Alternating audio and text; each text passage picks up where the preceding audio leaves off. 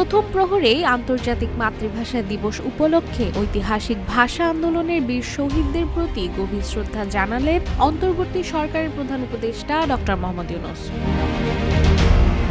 বৃহস্পতিবার দিবাগত রাত 12:12 কেন্দ্রীয় শহীদ মিনারে পুষ্পস্তবক অর্পণ করে শ্রদ্ধা জানান তিনি। রাত 12:10 শহীদ মিনার প্রাঙ্গণে পৌঁছেছেন অন্তর্বর্তী সরকারের প্রধান উপদেষ্টা ডক্টর মোহাম্মদ ইউনূস। তাকে শহীদ মিনারে অভ্যর্থনা জানান ঢাকা বিশ্ববিদ্যালয়ের উপাচার্য অধ্যাপক নিয়াজ আহমেদ খান। এর আগে রাত 12টায় শহীদদের প্রতি গভীর শ্রদ্ধা জানান রাষ্ট্রপতি মোহাম্মদ শাহাবুদ্দিন। তাছাড়া শ্রদ্ধা জানান প্রধান বিচারপতি সৈয়দ রিফাত আহমেদও। তারপর উপদেষ্টা পরিষদের সদস্যরা শ্রদ্ধা নিবেদন করেন।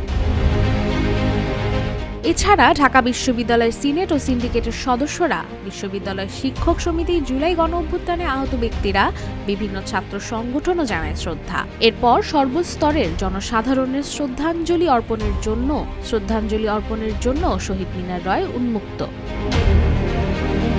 আশিকা হোসেন, রূপালী বাংলাদেশ।